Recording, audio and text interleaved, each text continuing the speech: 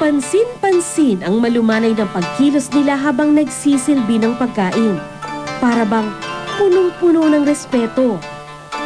Mismong ang may-ari pa ng Ryotei ang nagpakilala sa mga pagkain sa harap ko. 右からご説明いたします。あん肝のポン酢でございます。次はほうれん草、缶詰ほうれん草と椎茸の和え物でございます。次、ナマコと長芋の和え物で、その次が、すだちと三陸で取れましたカニでございます。で、あんこうの煮こごりでございます。Noong 1500s, may itinayong kastilyo sa Morioka at dahil dito, naging masagana ang buhay ng mga tao. Dumami ang mga ngalakal at dumami rin ang mga kainan tulad ng Ryotei. Wala na ang kastilyo ngayon at kumonti na rin ang mga Ryotei.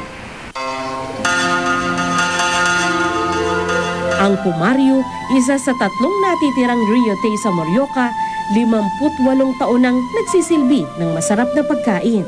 ここは自宅とはまた違う別世界のような感じだと思います。そうですね。ずっと昔とこうタイムスリップしたような感じだと思います。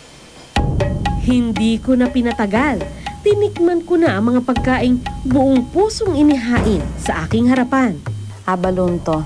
Mahal to.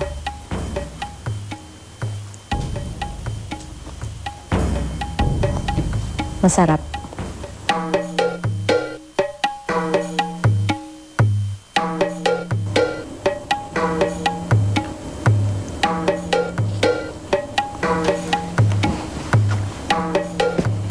Delicious.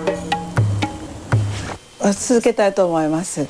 もう商売で物と人とって言ったらば人と接する商売の方がなんかとても楽しいと思います。